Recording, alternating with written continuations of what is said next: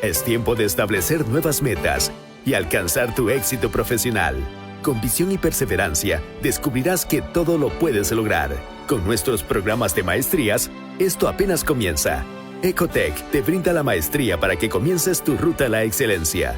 Porque las oportunidades solo se les presentan a los que están preparados. Obtén tu maestría en 12 meses y continúa superándote. Programa de Posgrado 2020. Acorta tu viaje usando Waze. Toma vías alternas y llega más rápido a tu destino. ATM y Waze junto a la Alcaldía de Guayaquil se conectan para mejorar tu movilidad.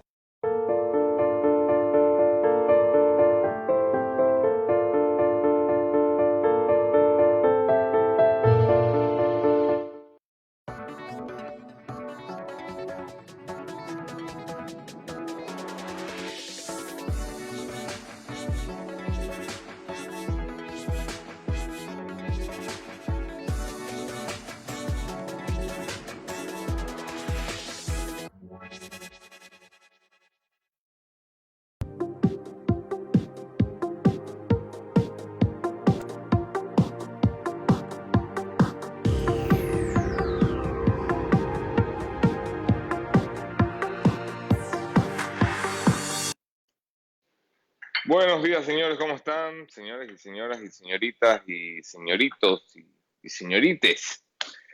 Hoy es miércoles 9 de septiembre del año del Señor 2020. Agradecimiento especialísimo a quienes se conectan ya a la señal de la posta y a quienes hacen posible que nos encontremos aquí cada mañana. De memoria, pero con cariño, vamos a darle un abrazo a quien hay que darle un abrazo, a las marcas que confían en este espacio y nos permiten encontrarnos cada día. Un abrazo para la ATM y para la ciudad de Guayaquil, porque gracias a la alianza de la ATM con Waze y con Google, puedes revisar cuáles son las vías más descongestionadas de la ciudad para llegar rápidamente a tu punto de destino, a tu destino. La alianza entre la tecnología y la autoridad de tránsito municipal de la ciudad de Guayaquil para celebrar también la existencia de Moveo. En moveo.com.es encontrarás una aplicación de movilidad inteligente que te permite moverte por la ciudad capital, súper millennial, súper seguro, súper diferente, súper inteligente, como es Moveo con los scooters eléctricos que me sirven para llegar al café de la posta cada mañana. Un abrazo especialísimo para la Universidad Ecotech de Guayaquil. En ecotech.edu.es puedes encontrar los planes y las carreras para conseguir tus sueños y alcanzar tus metas. En ecotech.edu.es, planes de posgrado y de pregrado, carreras de pregrado y de posgrado. Así que se acabaron las excusas para seguir estudiando y cumplir eso que tenías que cumplir. Me queda agradecerle a live.com.es. Live es una agencia, pero también es una tienda de productos audiovisuales donde puedes encontrar productos de primera categoría, como los que utilizamos para transmitir este programa. Y por supuesto, ¿cómo voy a extrañar cuando esto deje de suceder? Pero a mí que me gusta empezar las mañanas mordiendo el alfajor que me manda Ruta 40. Ruta 40, tú puedes hacer tus pedidos aquí a este número de teléfono. A mí que me gusta empezar las mañanas mordiendo el alfajor de Ruta 40, ¿cómo voy a extrañar cuando esto deje de pasar? El día que Ruta 40 se vaya, voy a dejar de hacer este programa en señal de protesta. Pero hasta eso disfruto los alfajores de Ruta 40, tú puedes disfrutar todo lo demás, sorrentinos, asado también. Aunque recuerda que la gastronomía argentina es mucho más que el asado. Y para acompañarla siempre es bueno un poco de cafecito, en este caso Piedra Negra, que lo encuentras en todos los supermercados. Y recuerda que el aroma del café es lo más importante. Yo le doy un mordisco al alfajor de Ruta 40 y el Chema empieza el programa. ¿Listo, Chemita? Ahí vamos.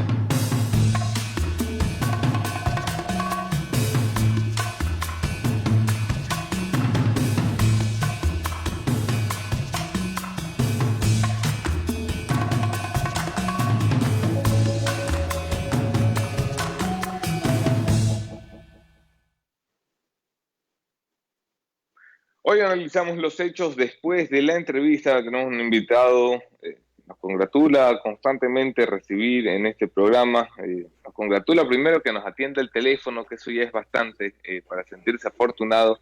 luego que se tome el tiempo y la molestia de venir a conversar y desasnarnos un poquito. Y tercero, que es una persona que sabe la profunda admiración que en este medio de comunicación sentimos por él, su trayectoria, su trabajo y sus ideas. Hablo, por supuesto, de Jorge Ortiz, analista, periodista, columnista ahora del portal Primicias, a quien tenemos el gusto de recibir y tener ya en pantalla, Che María. Buenos días, Jorge. Hola, Jefferson. Jefferson, ¿cómo estás? Buenos días. Para mí es un gusto estar siempre con ustedes en la posta. Sabes cómo me gusta el trabajo que hacen. Hoy te toca con Anderson, no con Jefferson. Ah, es que Jefferson fue quien me llamó. Discúlpame, Anderson. Sí, yo sé. Jefferson me llamó, ya se hablaste hace un instante con él, con Jefferson Sancuña. Sí, Anderson, pero te conozco de un montón de años, así es que no me puedo confundir. Yo sé, hombre. ¿Cómo va, Jorge? Pues bien, Anderson, siento que el país podría estar empezando una nueva época, una época, por supuesto, mejor que la que ha vivido hasta ahora, porque podría ser el fin, en términos históricos, del obscurantismo medieval que le afectó al Ecuador, que le ha afectado al Ecuador todos estos años, cuando ha estado en manos de una serie de caudillos populistas, turbulentos, tormentosos. Bucarán y Correa son quizás los ejemplos más significativos de esta edad oscura, dos caudillos muy parecidos entre ellos en su facilidad para seducir a las masas, en su habilidad en las tarimas, en su locuacidad, en su facilidad de palabra y también, sobre todo, en su capacidad de engaño, de mentir y de corrupción. Creo que con la condena de Rafael Correa podría estar terminando, como te digo, esta edad oscura, y podría ser que el Ecuador llegue, como llegó el mundo, a la ilustración, al siglo de las luces, a la razón, a la ciencia, al progreso y al humanismo, que fueron las características de la ilustración. Creo que el Ecuador tiene una oportunidad de oro que no debería desaprovechar. ¿A qué se puede atribuir tanta esperanza en tu discurso, Jorge? Tú que venías siendo, siempre has sido un tipo optimista, pero venías siendo bastante, estabas bastante apesumbrado por lo que estaba pasando en el país, por la situación institucional del país. ¿Se atribuye a que ves un brillo de oportunidad en que la justicia se comporte como justicia, es decir, en que la institucionalidad funcione, en la que los jueces nombrados por Correa acaban de condenar a Correa, en la que un fiscal ya no solo no demuestra obsecuencia con el poder de turno, sino que demuestra valentía e independencia? Lo que quiero preguntar realmente es, ¿no estamos apurándonos mucho con celebrar algo que a la final lo que ha sido es una sentencia para un gobierno que ya no está en el poder o para un presidente que ya no estaba en el poder? Que ya no estaba en el poder, pero que tenía todas las ganas de volver. Correa no se concibe a sí mismo lejos del poder. Es un hombre que, yo siempre lo he dicho aquí varias veces, es un hombre que se siente iluminado, superior, que es un enviado de la providencia para redimir a este país. Y por lo tanto, pues él se quedó 10 años y medio, sintió que podía perder las elecciones del año 17 y que no le vendría mal un descanso de 2 años. Lo dejó a Lenín Moreno pensando que a los 2 años le obligaría, le forzaría, le presionaría para que Lenín Moreno renunciara a la presidencia, declarándose incapacitado físicamente para seguir asumiendo una responsabilidad tan pesada. Y Correa hubiera podido volver al poder y quedarse otros 10 o 15 años. Le fallaron los planes. No todo el mundo es tan obsecuente, tan servil como algunos de sus colaboradores. Lenín Moreno, en un gesto de gallardía que le honra, pues se reveló, ese modelo no funcionaba. El Ecuador había desperdiciado durante los 10 años y medio del correísmo la mejor oportunidad que ha tenido en su historia. Nunca, en el siglo XIX con el cacao, en el siglo XX con el banano, nunca tuvo una oportunidad ni siquiera lejanamente parecida a la oportunidad de desarrollar autónomamente su economía, volverla más sólida, menos vulnerable a la variación de los precios internacionales de las materias primas, como tuvo durante esos 7 años o algo por el estilo, en que el Ecuador exportaba alrededor de 450,000 barriles diarios a más de $100 por barril, una catarata de dinero que el gobierno de Correa pues no supo aprovechar, creció el Estado, desperdició el dinero en gasto corriente, hizo obras, algunas innecesarias, otras necesarias, pero todas con unos sobreprecios monumentales, dejó al Ecuador con la caja fiscal en cero cuando entregó al poder en mayo del 17, además con una deuda externa e interna aplastante, y esa situación tan difícil en que quedó el Ecuador, pues no ha podido convalecer evidentemente en estos años, no solamente porque el gobierno de Moreno, que si bien tuvo la decisión política clara y rápida de librarse del tutelaje correísta, no tuvo la misma decisión para tomar acciones para reparar la economía que quedó tan maltrecha. Y incluso sus primeros ministros fueron todos de la misma argolla correísta, gente ya fracasada, gente fallida, que manejó muy mal la economía y que siguió manejándola mal. Cuando el gobierno de Lenín Moreno reaccionó y empezó a tomar medidas decisivas, entre ellas la renegociación de la deuda, que se hizo en buenos términos, ya era tarde, ya la pandemia se nos vino encima y en este momento el Ecuador está en una situación muy complicada, muy deteriorada. Sin embargo, creo que tanto la crisis como hoy la condena de Correa le hablan al Ecuador una posibilidad de empezar otra vez su vida política con más racionalidad, menos afectados por el caudillismo, por la locura, estas turbulencias que generan siempre estos líderes mesiánicos que se creen redentores y que terminan agravando todos los problemas, y en el caso de Correa, dividiendo al país como nunca antes había estado dividido en su historia. Hablemos del mañana, Jorge.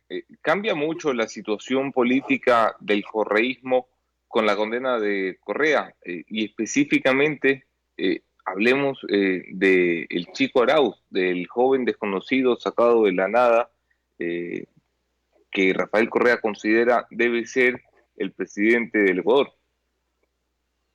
Creo que sí cambia mucho porque los caudillismos no funcionan sin el caudillo.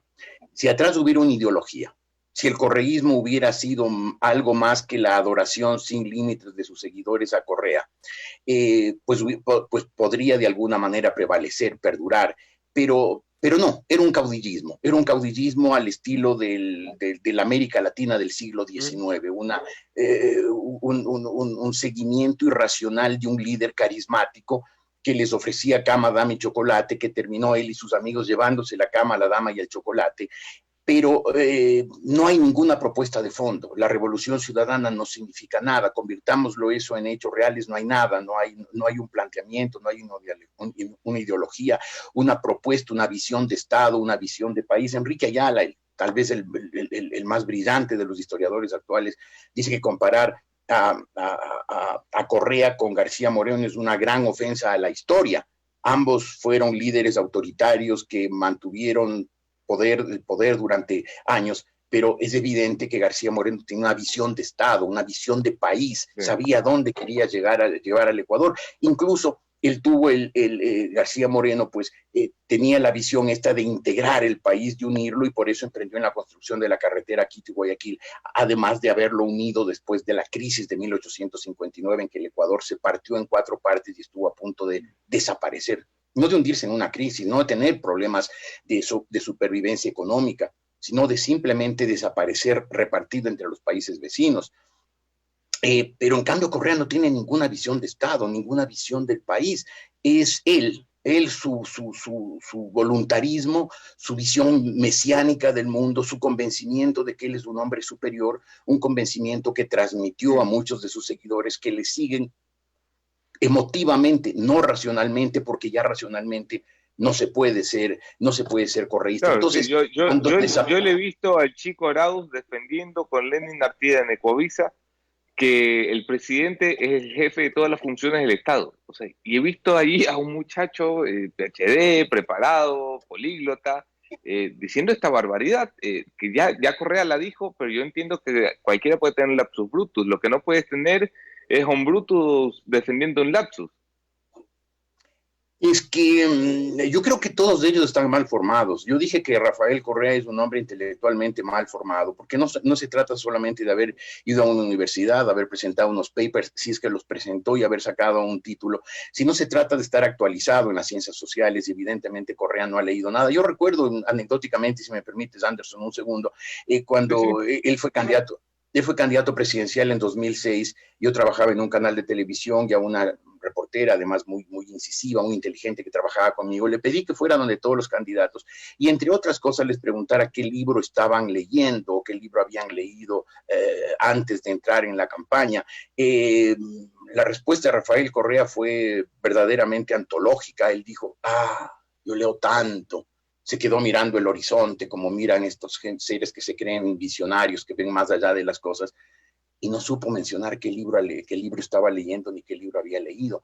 Es decir, es un hombre que evidentemente es muy locuaz, es un hombre de verbo fácil, de palabra convincente, carismático, sin duda, pero no es un hombre bien formado. Y entonces un hombre como Correa o un hombre como Arauz pueden repetir esas barbaridades que transgreden todos los principios de la ciencia política y todas las bases de lo que es la democracia en el mundo, la democracia que ha funcionado, que partió de la Constitución norteamericana de 1787, después de la Revolución Francesa de 1789, y que ha ido consolidándose, ayornándose, actualizándose a medida que han ido pasando las décadas. Ha tenido contratiempos, sin duda, ha tenido fracasos, por supuesto, pero sigue siendo la única opción válida para organizar a las sociedades con dignidad. Ni Correa ni Arauz entienden esto. Este joven Arauz, pues evidentemente es un comunista de anticuario. Es una de esas antigüedades que ya casi no existen.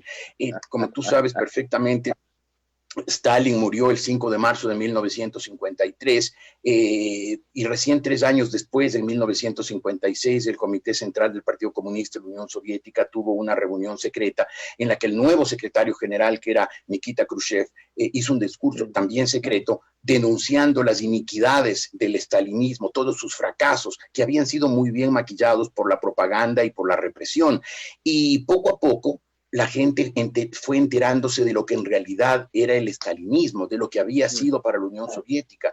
Y poco a poco esa visión estalinista del mundo fue desapareciendo. Habrá durado hasta tal vez mediados de los años 60 y desapareció. No hay nadie intelectualmente formado, sólido, actualizado, que defienda esas ideas que hoy las ha resucitado el señor Arauz y que son unas antigüedades que no solamente tienen el problema de ser del pasado, de ser de la mitad del siglo anterior, sino que son teorías, propuestas, ideologías fallidas, fracasadas, descartadas, que causaron un enorme mal a la humanidad y que hoy, sin embargo, pues aparecen en la boca de este señor Arauz, que evidentemente fue lanzado por Correa para justificar la derrota que va a tener el correísmo en las próximas elecciones.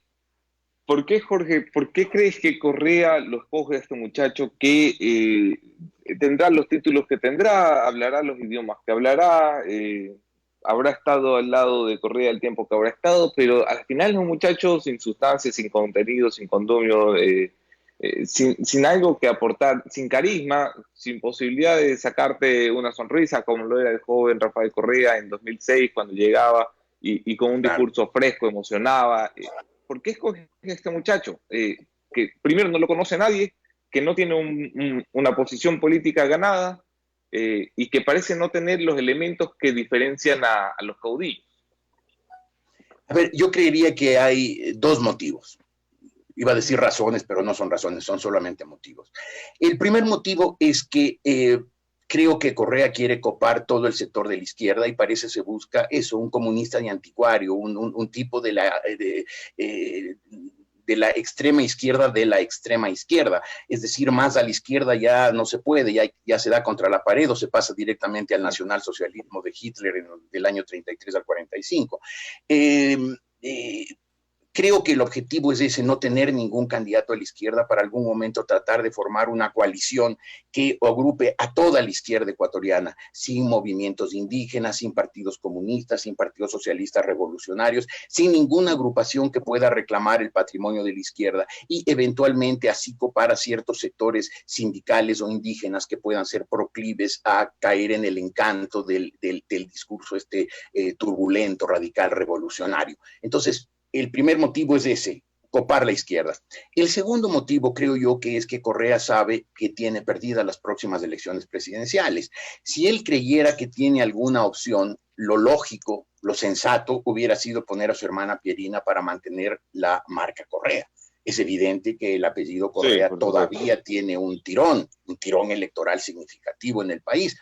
Fueron 10 años y medio de una publicidad muy, muy eficiente que le taladró el entendimiento a mucha gente y que sigue creyendo en el correísmo, que sigue engañada, que poco a poco se va entendiendo lo que en realidad significó, va reflexionando, va comprendiendo, va saliéndose de ese cascarón duro que es el fanatismo, y se va dando cuenta que el gobierno de Correa fue en realidad un terrible experimento fallido que va a dejar muy profundas cicatrices en la vida nacional.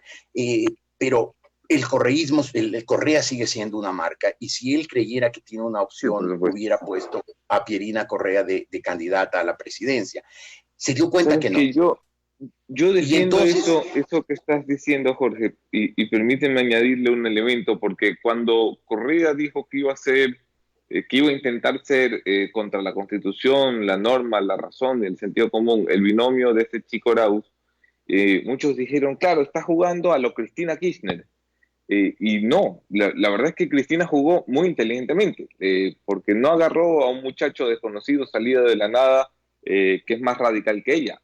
Agarró a un tipo formado con años de experiencia en la política, que había participado en el kirchnerismo, que se había peleado con ella, que había sido crítico de su gestión y que se había abierto hacia el centro, o sea, que representaba una opción por fuera del kirchnerismo, aunque dentro de la tendencia.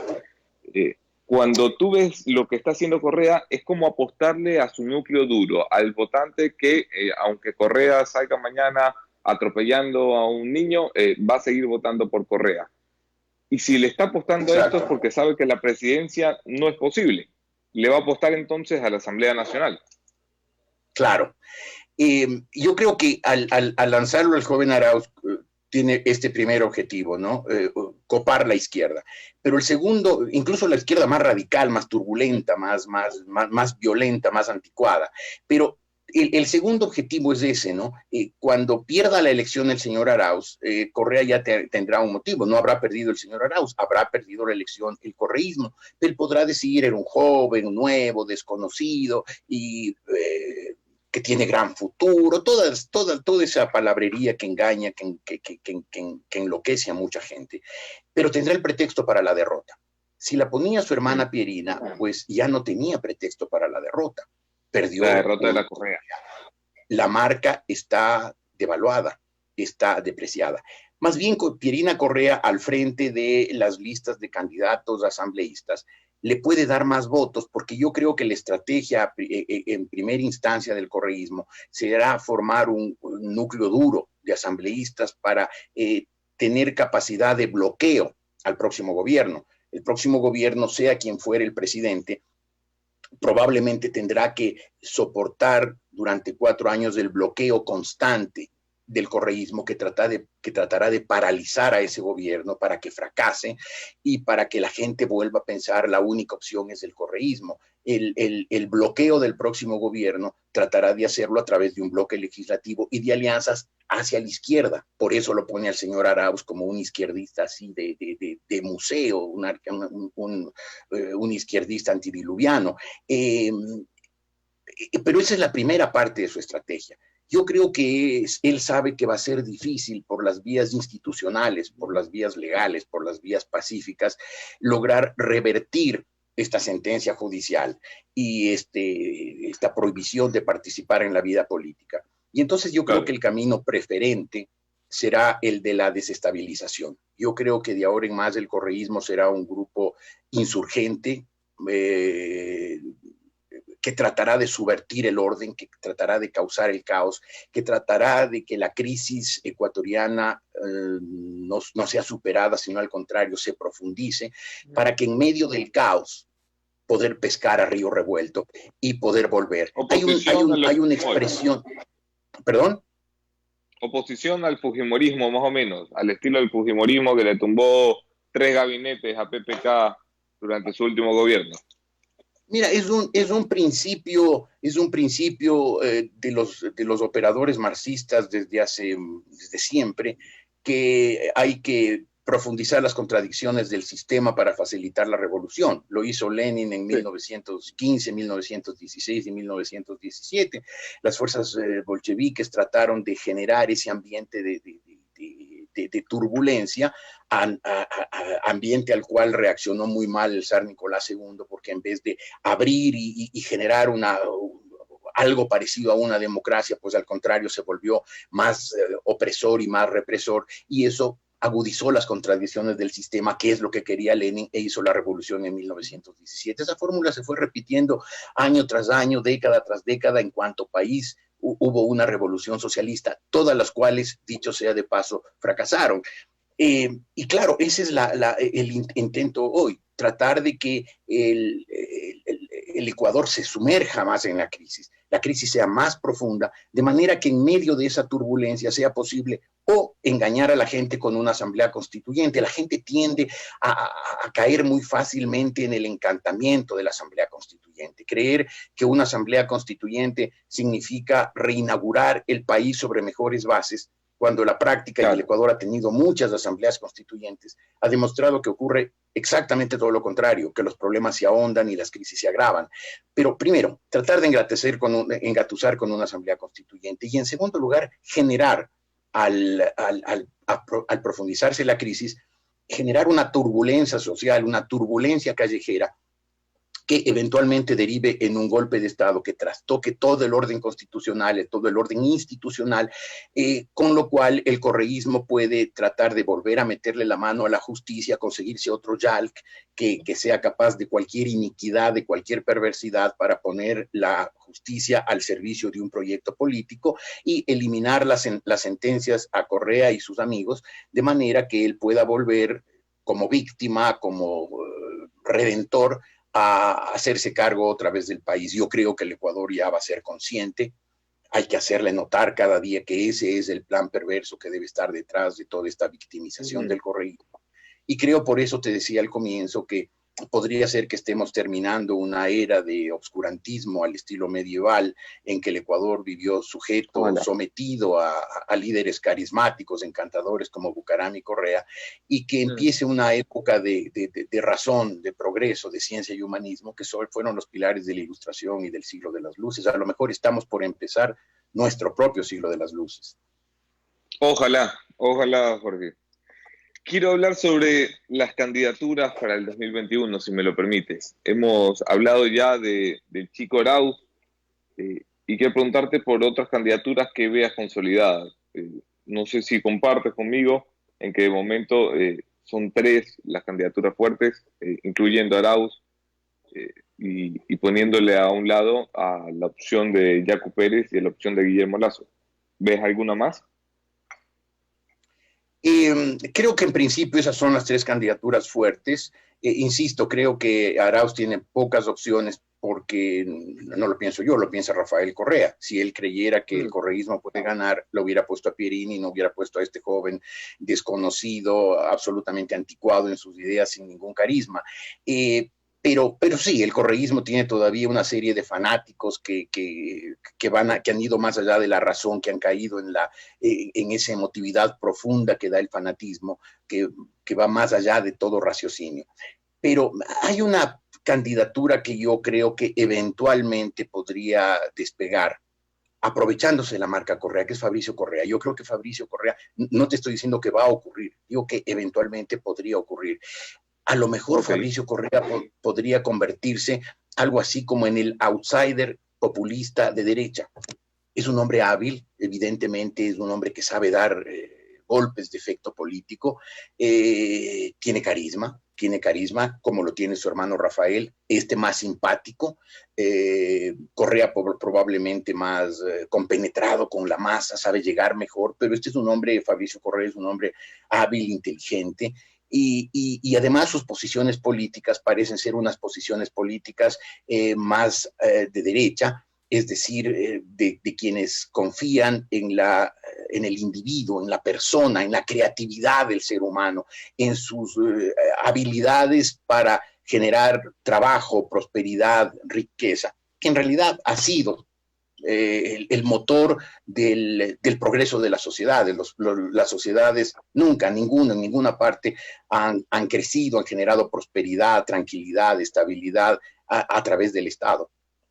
Lo ha hecho a través de las ideas, las iniciativas, los emprendimientos de las personas, amparadas, por supuesto, en un marco legal que pone el Estado, que el Estado fija, mantiene, preserva, defiende, y que permite a los ciudadanos emprender, pensar, sacar sus ideas y hacer florecer la sociedad, generar empresas grandes, chicas, medianas, pequeños emprendimientos, pequeños negocios que han hecho que las sociedades progresen. Las sociedades prósperas, las que generaron niveles altos de bienestar para su gente. Estoy hablando de América del Norte, de toda Europa Occidental, de algunos de los países asiáticos. Todos han tenido más o menos la misma fórmula, un Estado que fija un marco, que lo mantiene, que lo preserva, que garantiza la iniciativa del individuo, e individuos que desarrollan su creatividad, sus ideas, su empeño, su ambición, y generan prosperidad para toda la sociedad. Así ha funcionado siempre. Creo que esa es la idea básica, y vuelvo a Fabricio Correa, creo que él está más bien por esa línea, como están en general quienes tienen un pensamiento liberal, y eventualmente Fabricio Correa podría ser un tercero o cuarto en discordia, eventualmente, insisto, en la próxima elección. Mira tú, qué fantástico análisis. Sí, evidentemente Fabricio es de los que está en la papeleta, el que más sabe convocar las cámaras de televisión, sin duda, es Fabricio Correa, que tiene mayores recursos creativos para aparentar que lo que está diciendo, que seguramente no tiene ninguna trascendencia, la tiene. Guillermo Lazo, es un hombre hábil.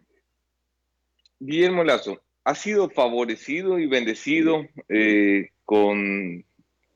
con esta especie de alianza y unidad que de forma tácita o explícita en el Partido Social Cristiano y en el resto de partidos y movimientos, o no partidos necesariamente, pero sí líderes políticos como Otto Sonnenholzner, como Álvaro Noboa, que declinando terminaron por impulsarlo?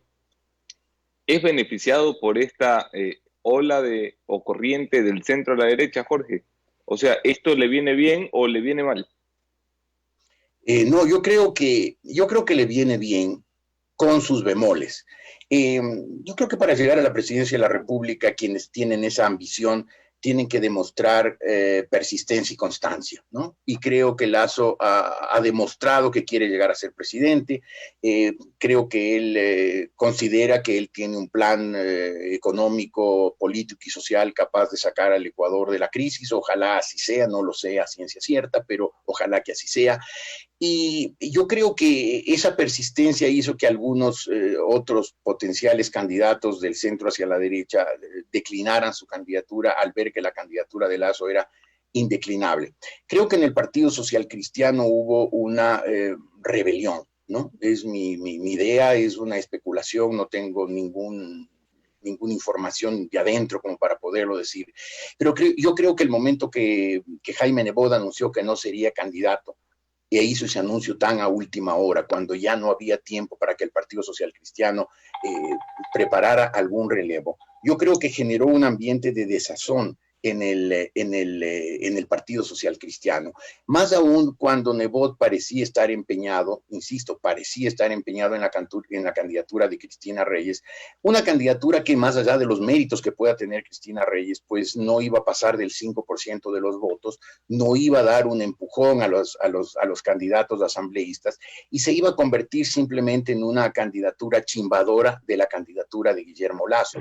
Y entonces creo que adentro hubo una rebelión y le dijeron sus allegados, su Estado Mayor, le dijeron a Nebot: tenemos que apoyar a Lazo. Cualquiera que sea tu rencilla personal con Lazo, tu antipatía, tu odiosidad, tus rencores, lo que sea, no pueden primar sobre el interés ni del país ni del Partido Social Cristiano. Por lo tanto, tenemos que apoyarlo a Lazo. Ahora, ¿en qué medida le servirá a Lazo esa alianza? Creo que en la medida en que Jaime Nebot, cumpliendo el documento que firmó, participen activamente en la campaña a favor de Lazo. Si no lo hace, si Nebot se repliega y se dedica solamente a apoyar a los candidatos asambleístas en las provincias que sabe que el Partido Social Cristiano históricamente ha tenido fuerza, pues yo creo que eso no le servirá a Lazo. En todo caso, yo creo que él tendrá que hacer planteamientos claros. Él no es un hombre carismático, no es un gran orador, no es un hombre que seduce desde la tribuna, pero es un hombre que puede eventualmente demostrar seriedad, decirle al país que él tiene un plan que ha ido estructurando, que se basa en la iniciativa privada, que se basa en la fuerza intrínseca de la sociedad. Y si la vez pasada logró tener oficialmente el 48,5% de los votos, pues él puede ser la gran opción de quienes tienen una visión liberal del mundo y que creen que el rescate del Ecuador de su crisis actual tiene que ir por la vía de un régimen liberal de iniciativa privada, con una participación del Estado no como competidor en el plano empresarial, sino de regulador, de controlador para evitar excesos, monopolios y fijar las bases de una competencia leal y creíble. Pero creo que Guillermo Lasso tendrá que demostrar que tiene un proyecto y hacer que ese proyecto seduzca a mucha gente, encante. Sin nombres de por medio, sin partidos, ni banderas, ni ideologías, porque nos tomaría demasiado tiempo analizarlo caso por caso. El próximo gobierno, sin duda, enfrentará el desequilibrio de la caja. Se fue el audio, Anderson. Se fue el audio. Ahí está. Ahí sí, perfecto. El próximo gobierno asumirá los compromisos de la deuda externa que se lograron a través de la renegociación, que entregan algo de respiro y de aliento, pero que de ninguna manera descomplican la situación de las finanzas públicas. No se sabe cuáles serán las condiciones en la Asamblea Nacional y la reconformación de fuerzas, pero sin duda será tirante, e incluso con la posibilidad de revivir una pugna de poderes. ¿Cómo crees que podemos percibir al siguiente gobierno? ¿Va a ser un gobierno amenazado por la posibilidad de una caída temprana? ¿Va a ser un gobierno probablemente secuestrado, arrinconado? ¿Cómo lo ves? A lo largo de la historia del Ecuador, y no solamente de la historia del Ecuador, se ha visto que los periodos de crisis económica son periodos que generan también enorme inestabilidad política. Las épocas en que el Ecuador ha tenido gobierno tras gobierno que se han precipitado, que han caído, que ha habido interinazgos, encargos del poder, asambleas constituyentes, que es el gran engaño para recuperar la estabilidad de una sociedad. Cada vez que eso ha ocurrido es porque ha habido de telón de fondo una crisis económica. Hoy el Ecuador vive sin duda una crisis económica. El gobierno de Rafael Correa dejó en muy mala situación las finanzas públicas, no han convalecido estos años, la pandemia terminó de desbarrancar la economía del país y ese es un ambiente absolutamente propicio para que haya inestabilidad política que va a empezar o que podría empezar con turbulencia callejera. Creo que el próximo gobierno, insisto, sea quien fuere el presidente y sea cual fuere su línea de pensamiento, va a tener grandes dificultades. Lamentablemente, la ley de partidos políticos que fue aprobada por nosotros, por los ecuatorianos, mediante el referéndum en 1978, fue poco a poco siendo desnaturalizado por pequeños intereses miserables en la política, o mejor dicho, en la politiquería. Y claro, hoy tenemos un sistema de partidos que más bien genera la multiplicación de pequeños grupillos, de organizaciones insignificantes, de partiditos de bolsillo que responden a intereses transitorios, mezquinos, intrascendentes. Por lo cual la próxima asamblea probablemente esté más atomizado que ninguna otra, sea la más atomizada que haya tenido el país en muchos años, Con lo cual el próximo gobierno va a tener la dificultad de conseguir gobernabilidad. Probablemente va a tener grandes dificultades de gobernabilidad, porque negociar cualquier decisión o cualquier respaldo en el Congreso va a requerir unas negociaciones largas, difíciles, a lo mejor ni siquiera muy limpias, a lo mejor quid pro quo. Te doy esto, me das tus votos, te cambio por esto, lo cual es malísimo para la democracia. Y claro, va a haber si es que sobre todo si es una candidatura del centro izquierda a la derecha, va a ser si es un gobierno del centro izquierda a la derecha, va a sufrir la amenaza constante del afán desestabilizador del correísmo. Entonces, me parece que salir de la crisis va a ser muy complicado. Por eso yo espero que los candidatos, todos ellos, menos claro el correísmo, algún sector radical que haya por ahí que siempre tratan de generar un ambiente de confrontación y de polarización de nosotros los buenos, ellos los malos. Pero espero que los otros candidatos, los que sí están pensando en el país y no en el caudillo, tengan una campaña civilizada, sin excesivos enfrentamientos, sobre todo sin enfrentamientos personales, de manera que quien sea elegido tenga la capacidad de negociar acuerdos en el Congreso y de negociar un gran frente, no electoral, ya un frente de acción política, de acción gubernativa, de salvación nacional, porque el Ecuador va a necesitar una gran coalición de fuerzas, una gran unión de voluntades para sacar al país de la crisis. Esta es una crisis que hoy la vemos en números macroeconómicos, que todavía no se traduce en una gran desesperanza social. Ya se empiezan a ver signos de desesperanza social, pero algún momento se va a sentir en toda la dureza la crisis del país y vamos a vernos desgarrados por las imágenes de gente empobrecida, de gente que tuvo la posibilidad durante los mejores años petroleros de pasar a la clase media, de tener niveles de vida, esperanzas de clase media, de ver un futuro luminoso, o por lo menos abierto para sus hijos. Y que de pronto por esta crisis, la causada por el mal manejo de la economía durante los 10 años y medio del correísmo, por la parálisis de los primeros 2 años y medio de este gobierno y después por la pandemia, se ha vuelto a proletarizar. Y esa proletarización es la peor posible porque no es que han descendido al proletariado obrero, urbano, rural, sino que han descendido al desempleo, que es la desesperanza, que es lo peor que le puede pasar a un ser humano.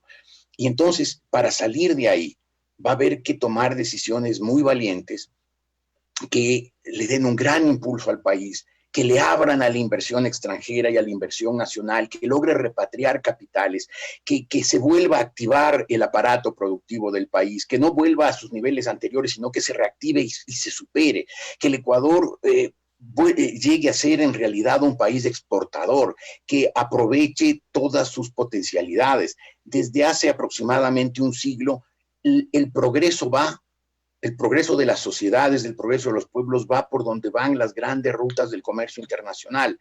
El Ecuador todavía ha participado muy tangencialmente en las rutas del comercio internacional y lo ha hecho simplemente con productos de postre, ¿no? Cacao, banano, café. Ahora creo que tiene la oportunidad, una ocasión propicia, impulsada por la necesidad, por la angustia de la crisis, de aprovechar sus recursos naturales, generar una agroindustria fuerte, aprovechar sus recursos energéticos y proyectarse con fuerza al mundo como una potencia exportadora. Ya lo han hecho otros países y han logrado salir de la pobreza, liberando las iniciativas individuales, dándole un marco de estabilidad, atrayendo inversiones nacionales y extranjeras. Pero todo eso requiere de grandes acuerdos. Si cualquier planteamiento para salir de la crisis se va a estancar en debates interminables en el Congreso, llenos de rencor y de mediocridad, como suelen ser los debates en los congresos nacionales, pues el Ecuador no solamente que no va a salir de la crisis, sino que va a ahondar esa crisis, que va a generar más pobreza, más desesperanza y además vamos a perpetuar una situación de parálisis que creo yo los ecuatorianos que no nos merecemos, porque yo creo que los ciudadanos hemos estado históricamente por encima de nuestros políticos. Y no es una frase, es un hecho cierto. Muchos de nuestros gobernantes no han merecido llegar a ser gobernantes, no han sabido honrar su magistratura. El Ecuador ha tenido en su historia muy buenos presidentes, que han cometido errores, desde luego, como todo ser humano en todas sus actividades, pero que han dejado cosas positivas para el país. Hace 100 años el Ecuador estaba también como hoy en medio de una epidemia, la epidemia de gripe española, y el Ecuador apenas entre comillas, 185 muertos, mientras nuestros países vecinos tenían 20,000, 22,000, 35,000, 46,000, como por ejemplo tuvo Chile. Gracias a que tuvimos un médico, que era el decano de la Facultad de Medicina de la Universidad Central, que con toda anticipación y con toda minuciosidad, con gran prolojidad, escribió unos folletos y se preocupó de distribuirlos. La Universidad Central lo distribuyó por todo el país con recomendaciones muy precisas, muy concretas para que la gente sepa defenderse del contagio de la gripe española. Y el Ecuador, como te digo, Anderson, solo tuvo 185 muertos. Ese médico, un médico lojano, decano de la Universidad Central, llegó a ser unos años después presidente de la República, es el doctor Isidro Ayora. Es decir, hay además un presidente que hizo grandes transformaciones, metió al Ecuador en la universidad, al Ecuador en el siglo XX, en la modernidad. El Ecuador, en términos no cronológicos, sino históricos, llegó a la modernidad con la Revolución Juliana. El siglo XX empezó para el Ecuador con los cambios, el Banco Central, Superintendencia de Bancos, Contraloría General del Estado, todas esas instituciones que fueron creadas por el presidente. Es decir, el Ecuador ha tenido buenos presidentes, ha tenido buenos gobernantes, ha tenido políticos entregados que lo que han querido es hacer el bien desde su punto de vista, sin duda, pero hacer el bien.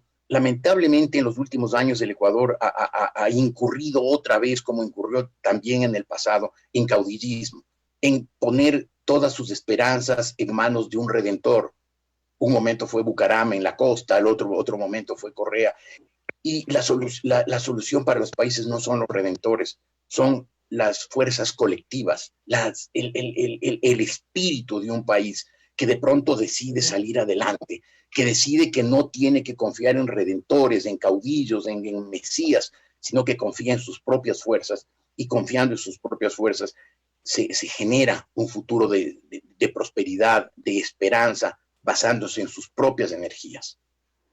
Jorge, ¿qué hay de los últimos meses de un gobierno sumido en el descrédito, en la falta de credibilidad, en la baja aprobación, como el gobierno de Moreno, desgastado por las decisiones que ha tomado, con ministros ya al borde de ser quemados, pocas noticias exitosas que generen esperanza, como la renegociación de la deuda, que no da para más, o la inyección de capital que nos harán vía crédito el Fondo Monetario Internacional y muy probablemente los chinos, con 6.500 millones y 2.000 millones de dólares cada uno.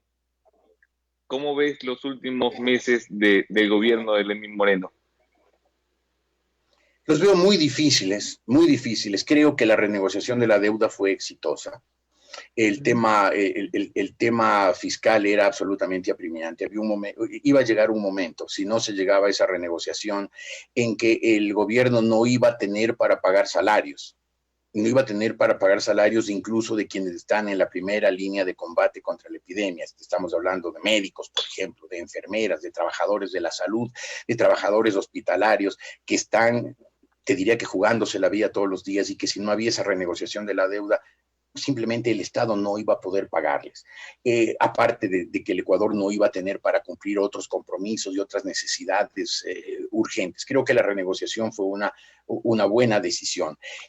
Por lo demás, creo que Lenín Moreno tuvo 4 años en que jugó siempre con la cancha inclinada y el viento en contra, porque, claro, él era el candidato del correísmo. Y entonces todos sus recursos humanos, todos sus apoyos tenían que provenir del correísmo.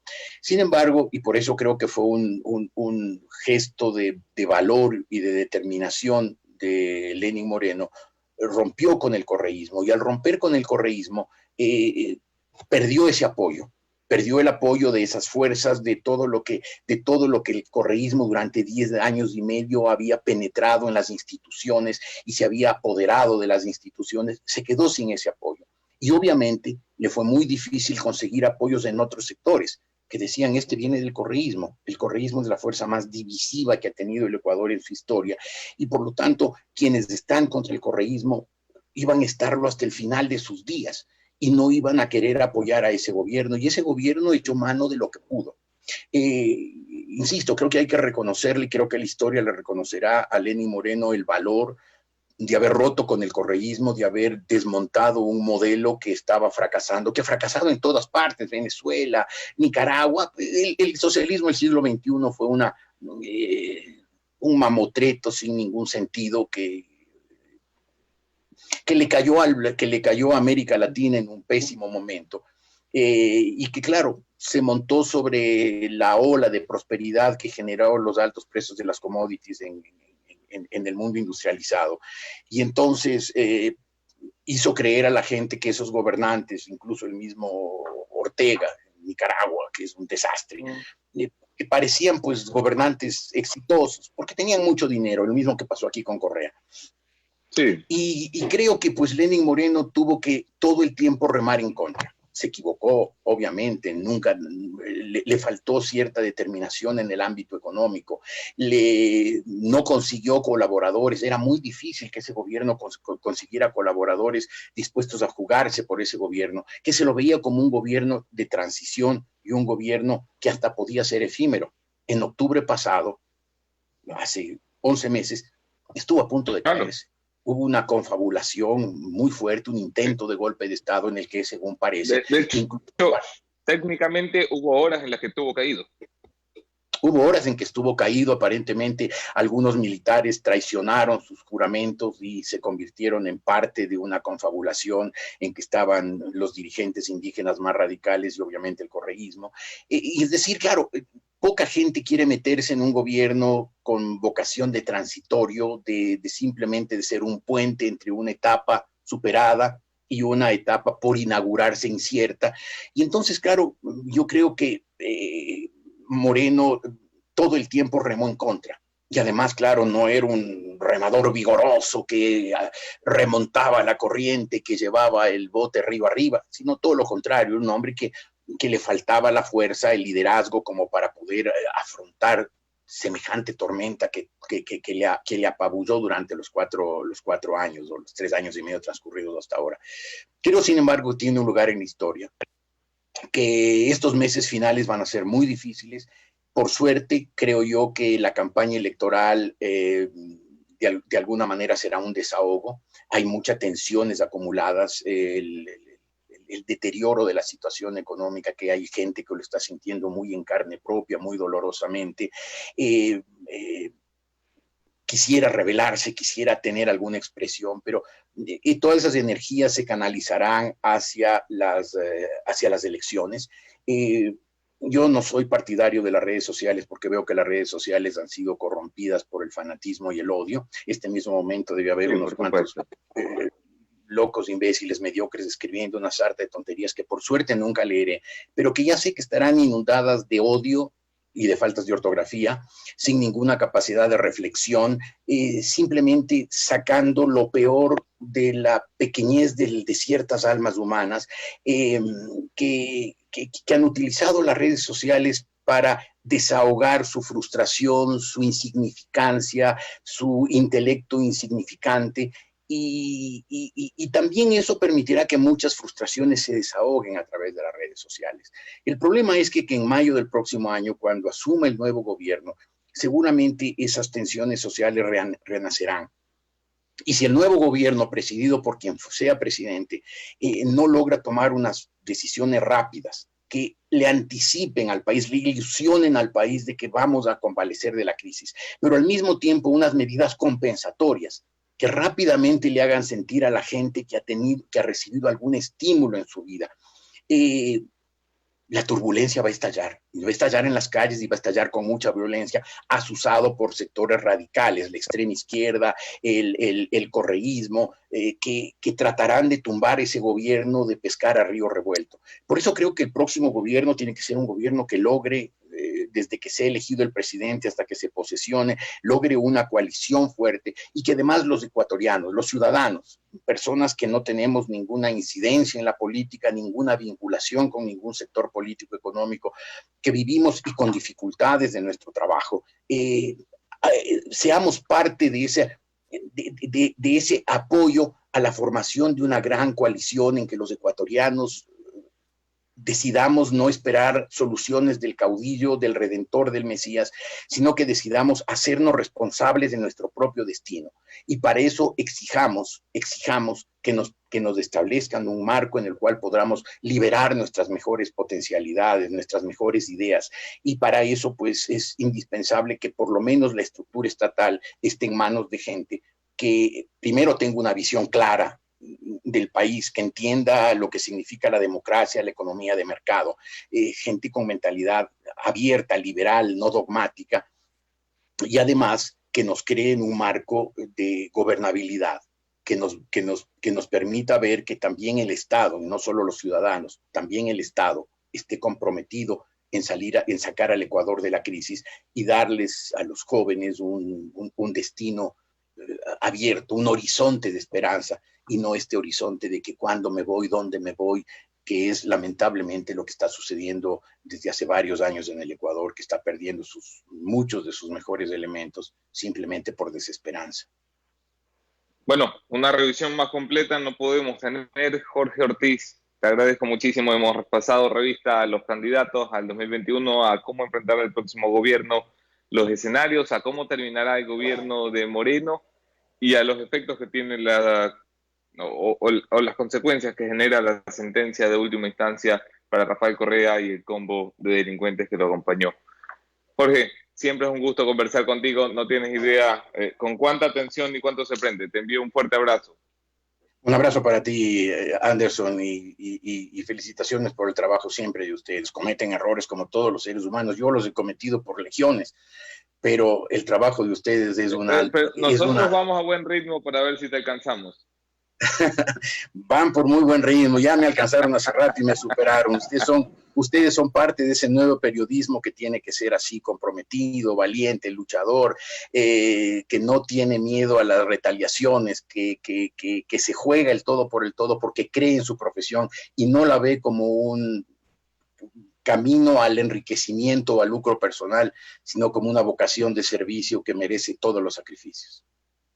Totalmente. Felicitaciones. Gracias, Jorge, por tus palabras. Un abrazo. Un fuerte abrazo. Vamos a pasar enseguida a la revisión de los hechos que normalmente hacemos temprano por la mañana, pero que esta vez hemos dejado para después de la entrevista, y finalmente una entrevista con gente que pronto saldrá en las noticias, nuestro segmento para jóvenes políticos. Me acompañará Fernando Altamirano. Che María, comenzamos y me guías. En las redes sociales se encendía el debate ayer con el nombre de Michelle Pozo, una candidata a la Asamblea Nacional en la provincia de Pichincha, que ha sido duramente cuestionada a las filas del Partido Social Cristiano por ser una joven periodista, creo que deportiva, muy buena moza, muy buena pinta, cuya capacidad, cuya preparación, cuyos dotes intelectuales para asumir una función como legisladora se ponen en duda por, me imagino, quienes la conocen y quienes siguen su trabajo.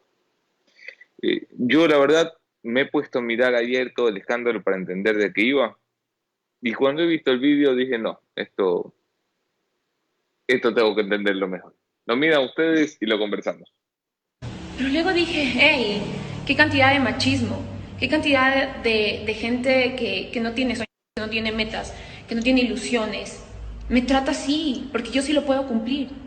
O sea, digo, ¿qué está pasando? Hey, yo no tengo la culpa de que ustedes no tengan aspiraciones. Entonces, les puedo decir a todos ustedes que la mitad de personas que me critican, me juzgan, me maltratan, me insultan, me dicen de todo, ni siquiera han logrado la mitad de lo que yo he logrado. Así que ubíquense. Y yo, la verdad, no tengo nada contra alguien que quiera aspirar a cosas distintas. No sé si mejores, porque vamos, estás yendo a la asamblea, Michelle, no estás yendo a ser eurodiputada.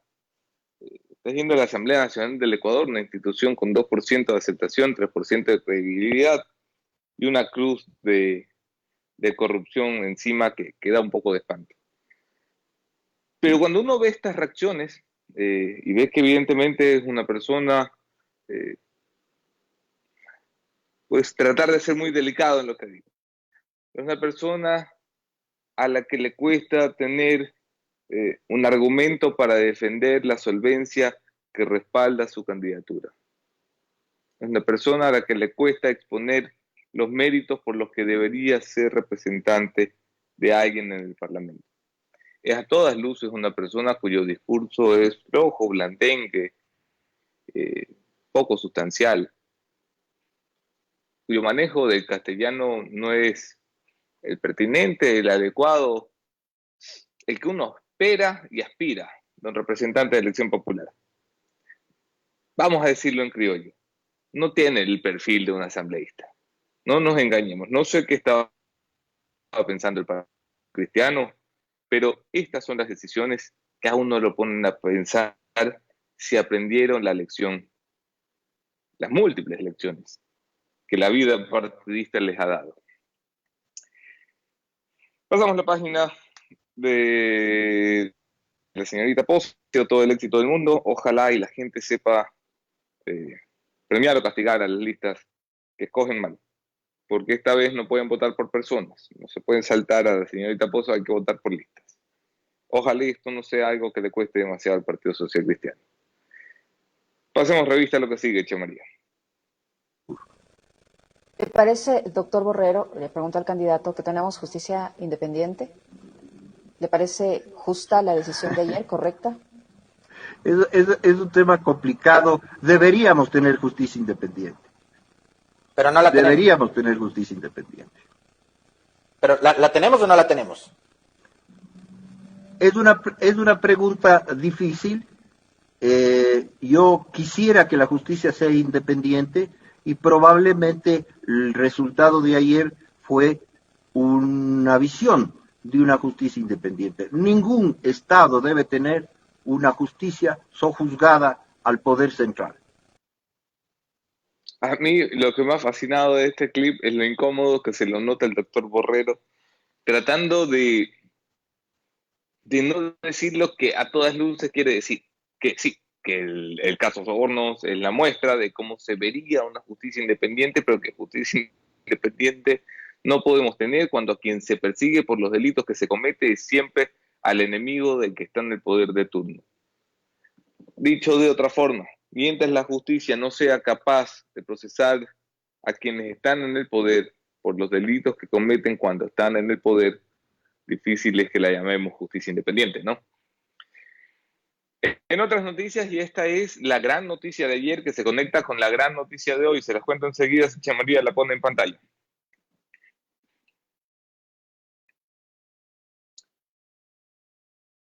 No, Azuero no es la gran noticia. La que sigue, Azuero renunció, eso lo decimos así en dos líneas. La gran noticia es que el Consejo de Administración Legislativa aprobó, este es el primer filtro de los tres momentos que tiene un juicio político. El Consejo de Administración Legislativa aprobó el juicio político contra María Paula Romo, ministra de Gobierno, y el cinta negra Cristian Cruz, que es el presidente del Consejo de Participación Ciudadana y Control Social. ¿Qué significa esto? Un juicio político tiene tres momentos. El primero es cuando pasa por el CAL, que es un mini congresillo de 7 legisladores, donde antes solían morir los juicios y donde ahora intentaron hacer morir estos hasta que al final llegaron a un acuerdo que fue propuesto por el presidente Litardo, debo admitir, con mucha capacidad, con mucha sagacidad. Yo no pensaba que lo iba a lograr y finalmente lo logró. El presidente Litardo salvó la cabeza de Richard Martínez a cambio de la cabeza de María Paula Romo. Sabía que tenía que entregarle al Pleno de la Asamblea Nacional una cabeza y dijo, bueno, entre estas, la que nos está rindiendo frutos es Richard Martínez, la que nos está trayendo problemas es María Paula, así que era un poco sencilla la decisión para él. Les entregó al Pleno de la Asamblea Nacional a María Paula Romo y dijo el CAL, que no entregaba la cabeza de Richard Martínez, que no aprobaba su juicio porque se está renegociando, porque se está negociando una línea de crédito importantísima, 6.500 millones, con el Fondo Monetario Internacional. Había mucha presión de los gringos, mucha presión del fondo, mucha presión del sismo, mucha presión de algunos independientes que creían que era injusto, empresarios, banqueros, que creían que era injusto condenar y castigar a Richard Martínez después de lo que había logrado. Yo también lo creo. Y mire que no he tenido un buen romance con el ministro de Finanzas. He sido tremendamente crítico, sobre todo de su falta de seriedad en cumplir sus propias palabras, pero sí que creo que no es justo con el país tumbarse a un ministro en pleno proceso de negociación de una línea de crédito necesaria para que el país no quiebre. Una vez que el CAL aprobó el juicio político a María Paula Romo dio un pronunciamiento que era un pedido al CAL de que apruebe su juicio político, como si el decir lo contrario o el permitirlo cambiara en algo la actuación de la Asamblea Nacional. Esto era lo que decía la ministra Romo. Una solicitud de juicio político en mi contra por 2 asuntos. El uso de bombas lacrimógenas durante los violentos sucesos de octubre y, según los demandantes, la tardía convocatoria al Comité de Protección de Periodistas durante la jornada en que fueron secuestrados en las instalaciones de la Casa de la Cultura Ecuatoriana. No es la primera vez que la Asamblea analiza estos hechos, pues fueron evaluados en los juicios políticos en mi contra, archivados en diciembre de 2019, y también investigados por una comisión multipartidista creada exclusivamente para este efecto, que nunca recomendó mi enjuiciamiento político. A pesar de lo anterior... Ok, esto fue lo que decía la ministra Romo, que en su carta le dice a la Asamblea que no tiene miedo, que va a ir a juicio político, que todo bien, y vuelve a insistir en que son fuerzas oscuras las que la quieren tumbar, que es lo que suelen decir los ministros cuando están a punto de caerse por control político, pero responsabiliza directamente a la Asamblea de querer tumbarla porque ha ido contra ellos, aunque ha ido en realidad contra Daniel Mendoza. No agrego comentarios. Acusa a la Exenain, que es una institución que por la que todos sentimos desprecio y desdén, y la acusa de estar detrás de su intento, de su confrontación política, y acusa, incluso se arroga flores por el hoy condenado, le llama. Nos suponemos que se refiere a Rafael, cuando este es un proceso que ha llevado a la justicia sin participación, evidentemente, del gobierno, porque el gobierno es el gobierno y la justicia es la justicia. No lo dice así de claro, pero dice que su trabajo ha permitido que pase lo que pase, y esto despierta la ira del hoy condenado. Bueno, la cosa es que tendrá que responder. La ministra le echa mucho énfasis a que la llevan a juicio por octubre. Toda su carta es una defensa de octubre, y en realidad no la llevan a juicio solo por octubre. Ese fue lo que motivó el juicio. Lo que pasa, ministra Romo, es que como parquearon sus colegas en la Asamblea Nacional el juicio 7 meses, sin ninguna vergüenza, esa era la causal hace 7 meses. Hoy las causales son distintas. Esto decía Roberto Gómez en Twitter cuando se criticaba la decisión de la Asamblea Nacional de llevarla a juicio político solamente por lo que les comento, por octubre. Decía: el juicio político a la ministra de Gobierno incluirá el reparto de los hospitales. Ampliaremos las causales. La Asamblea Nacional ya determinó que ella participó políticamente en la gestión de cargos públicos por la que fue censurado Daniel Mendoza. También se determinará su gestión en la destitución de Eliseo Suero. Estas son 3 cosas. Primero, Gómez, que es el interpelante, que la está llevando a juicio político, avisa que la va a llevar por el reparto de los hospitales, que es lo que teme en realidad el gobierno nacional. El Pleno de la Asamblea, cuando hizo la resolución, cuando aprobó unánimemente la resolución que viabilizó que aprueben por fin el juicio político, también le exigió al presidente que vote a su ministra. Le dijo al presidente: por favor, remueva usted a esa ministra del cargo. ¿Por qué? Porque ha gestionado cargos públicos, según admitió en la comisión de la Asamblea. Es decir, la Asamblea es consciente de que la ministra ha gestionado cargos públicos. En el informe de Eliseo Suero, su nombre aparece de forma, por lo menos, llamativa. Muchas veces, repetidas ocasiones, el nombre de la ministra de Gobierno aparece alrededor de una trama que gira sobre el reparto del SECOP en el caso de Eliseo Suero. ¿Qué pasará? Pues en la Asamblea Nacional nadie duda que habrá votos para censurar a la ministra Ramos, a las sorpresas mayores. Ninguna de las fuerzas políticas que le han servido de sostén, de respaldo, de paraguas, como el Movimiento Creo, está dispuesto a apostar por ella, la dejarán caer sin mayor duda. Esto se conecta con lo que sucede hoy, la reconformación de la Comisión de Fiscalización. En la Comisión de Fiscalización es donde se pierden o se ganan los juicios políticos, en realidad, porque son el filtro entre el CAL y el Pleno de la Asamblea.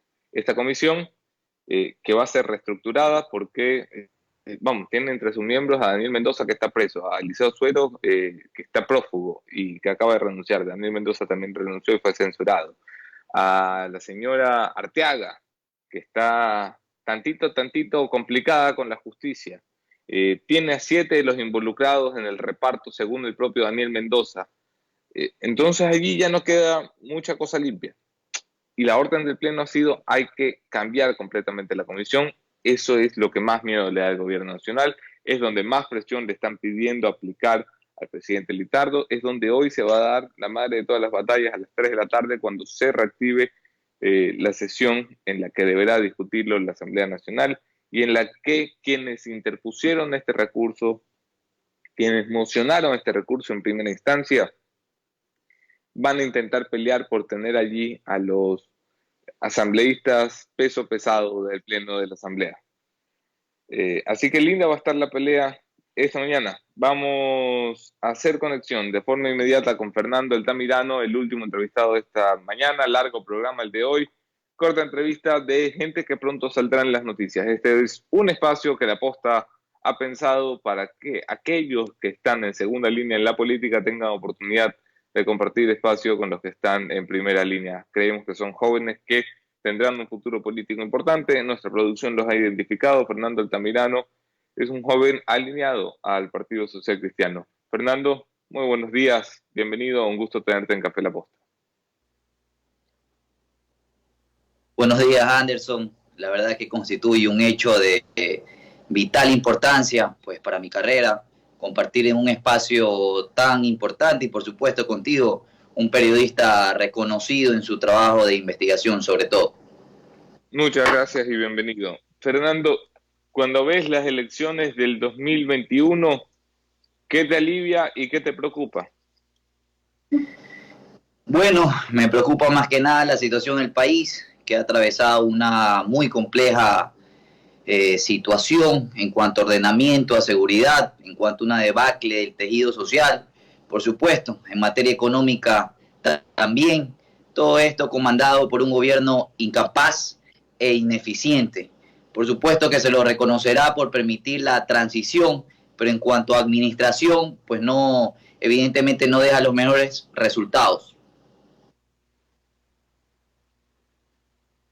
Los últimos meses del gobierno nacional estarán marcados por el desgaste al que ya ha sido expuesto el presidente de la República y sus ministros. ¿Qué crees que será lo más incómodo para Lenín Moreno de aquí hasta mayo de 2021? Bueno, así como él no recibió una mesa servida, pues debe saber y ser consciente, tener plena conciencia que deja una peor mesa al próximo gobierno. Y el nuevo gobierno pues debe asumir esa responsabilidad histórica de permitir que resurja el país, sobre todo en el ámbito económico, que creo yo que el ámbito económico es la prioridad hoy en día, pues la gente no tiene empleo y por supuesto considero que el sector emprendedor es la oportunidad de tomar esa posta y comenzar a aportar el desarrollo económico del país y por supuesto que se genere empleo, que eso es lo que le hace falta a la gente. Uno va a los sectores populares, pregunta y la necesidad más importante es el empleo para poder llevar el pan a sus hogares. Y como en muchos años no ha pasado, la corrupción comienza a ser un tema importante, porque antes recordemos que la corrupción, se sabía que siempre había corrupción, pero nunca llegaba a la sociedad con ese sinsabor de que realmente esto nos afecta. Hoy ya nos damos cuenta que sí nos afecta, tanto desde la época correísta como desde la etapa leninista. Pues ya la sociedad es bueno que se empodere de esos temas y que fundamentalmente se preocupe de los casos de corrupción que se ha caracterizado este gobierno y el anterior. Cuando piensas que a la gente, cuando dices que a la gente le importa la corrupción, ¿cómo explicas entonces que movimientos y partidos políticos que han nacido de las entrañas de la corrupción sigan teniendo la fortaleza electoral que muestran? Bueno, tienen su derecho de lanzar sus candidatos, tienen su derecho de estar vigente, pero en quienes recae la responsabilidad, por supuesto que es en el electorado. Y en ese sentido se debe hacer un llamado a la sociedad, al electorado, a hacer conciencia del voto, de un voto responsable, de un voto que promueva un cambio de modelo fundamentalmente, porque yo considero que el modelo que se ha empleado en el correísmo, con una doctrina un poco más radical, leninismo de pronto inyectó mayor pragmatismo, pero sin embargo no es suficiente. Necesitamos un modelo totalmente distinto. Mi percepción particular es que se debe inyectar mayor libertad, sobre todo en el ámbito económico, que exista mayor libre comercio, que exista la captación de la inversión extranjera, porque cuando yo oigo las noticias, yo escucho propuestas como la repatriación de recursos del exterior y que se los va a adueñar el Estado, tipo confiscamiento, yo me asusto. O cuando yo escucho cartas desde hace muchos años en las cuales, o propuestas que deben obligar a los bancos a dar crédito y si no los dan, pues que se atengan a las consecuencias que impone el Estado. Cuando yo escucho propuestas así, yo particularmente me asusto. Yo estoy viendo un Venezuela, pero el Venezuela duro. O sea que Arauz no te hace mucha gracia. No, me parece que es un alumno ejemplar para el correísmo, por supuesto que sí, ha cumplido todos sus deberes y estoy seguro que en sus notas de sus exámenes tiene 25 sobre 20, 120 sobre 100, eso es seguro, pues se ha aprendido muy bien el discurso y su manera jocosa y carismática, burlesca, de emitir sus propuestas es muy parecida a la del expresidente Rafael Correa. Al menos yo veo un dictador en potencia. Ok. Fernando, quiero terminar con lo siguiente. Hay un gran debate desde hace algunos meses de cómo mejoramos la calidad de asambleístas que tenemos.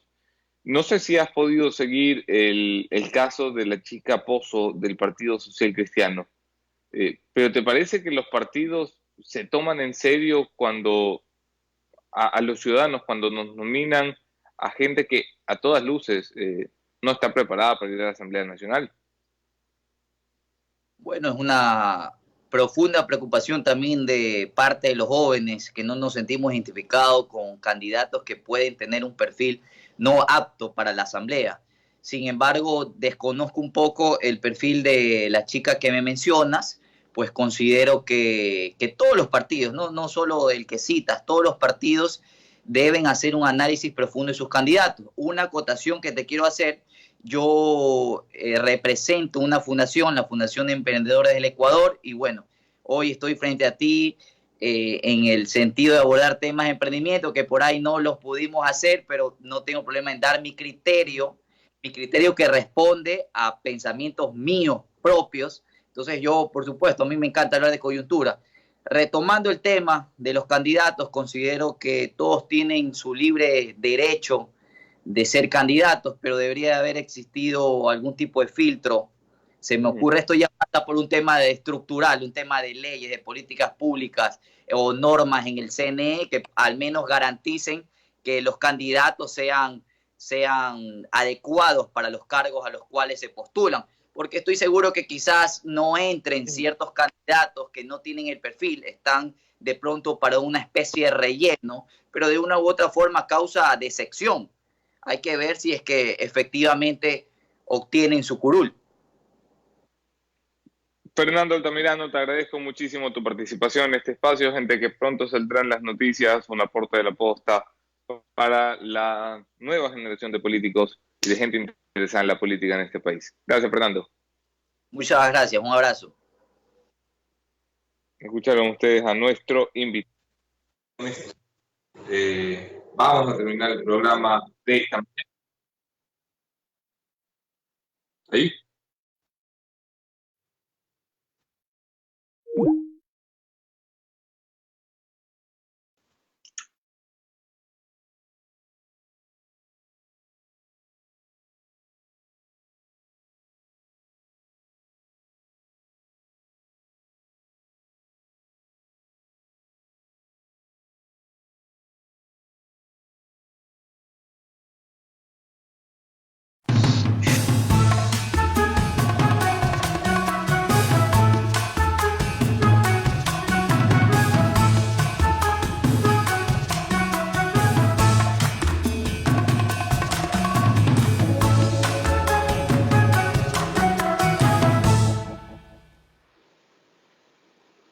Veíamos ayer, revisábamos ayer la famosa lista de los 60 asambleístas que dentro de la asamblea alguien nos hizo llegar. Quiero empezar por desvincular de esto porque ayer recibí la llamada, imaginarán ustedes, de una cantidad importante de asambleístas allí mencionados. Algunos queridos, otros no tan queridos. Y me obliga el honor a decir explícitamente, aunque hablo muy poco de la forma en la que obtengo las informaciones, que el presidente Litardo no ha sido partícipe de esto, que el presidente Litardo no ha sido la fuente original de esto, y que el presidente Litardo no me ha entregado ninguna lista. Me obligo primero porque muchos me llamaron a reclamar porque el presidente Litardo había entregado esta lista, porque entendieron aquello, no sé cómo lo entendieron, pero sí lo entendieron. Segundo, porque entiendo, a mí no me gusta meter en problemas a la gente que no tiene nada que ver. Y tercero, porque no soy yo precisamente el hombre con la mayor relación y comunicación con el presidente Litardo, se imaginarán. Lo segundo es, recibí llamadas de muchos asambleístas que estaban en la lista diciéndome, sí, es verdad, aparezco en procesos judiciales, pero no aparezco en procesos judiciales investigado por corrupción, sino por un accidente de tránsito, que es el caso de Vicente Almeida, una causa que además fue ya archivada. No sé, Che María, si puedes poner exactamente, este es el caso de Vicente Almeida, una causa que fue archivada, en la que él estuvo literalmente de pasada, pero que más que nada ha sido ya archivada por la justicia. En la lista que se produjo en la asamblea y con la que el presidente Litardo, eso sí puedo decir, dijo lo que dijo cuando se refirió a 60 asambleístas investigados, estaba también la siguiente persona que nos ha hecho llegar una carta. Hablo de la asambleísta, me parece que Jimena Peña, que es también candidata a la presidencia de la República. Jimena Peña también aparece en una causa.